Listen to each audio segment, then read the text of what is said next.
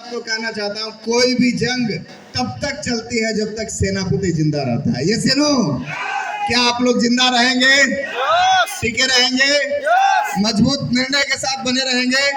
अगर आप बने रहेंगे तो एक दिन आप भी वहां से उठ के यहाँ पे आने के लिए तैयार हो जाएंगे।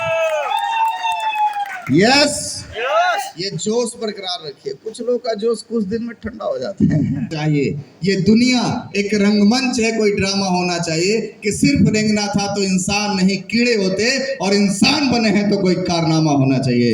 यस या नो? कितने लोग कारनामा करने के लिए तैयार हैं? तैयार है?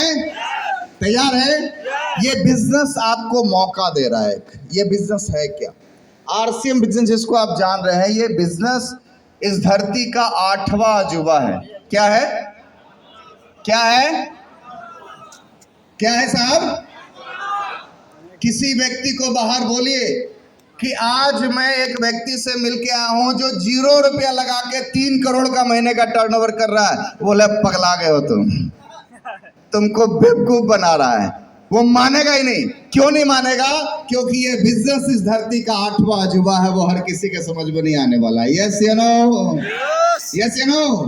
उसको बोलिए, एक आदमी आया था जो बिना शोरूम खोले 3 करोड़ का बिजनेस कर रहा है, वो मानेगा ही नहीं क्योंकि 8वां अजूबा है।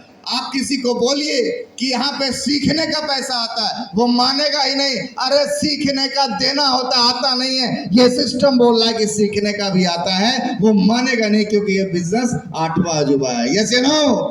आप लोगों को बोलिए कि खर्चा करने से पैसा आएगा, मानेगा क्या? क्यों नहीं मानेगा? क्योंकि 8वां अजूबा है। समझ में आ रहा है? ये उसको समझ में ही नहीं आएगा क्योंकि ये धरती है। अभी तक तो वो यही समझा कि खर्चा करने से जाता था। ये पहला ऐसा सिस्टम बोल रहा है जो खर्चा करने से भी आता है। कितने लोग लेना चाहते हैं? तैयार हैं? तो ये धरती का 8वां अजूबा है। अब ये बिजनेस है क्या, थोड़ा सा समझिएगा।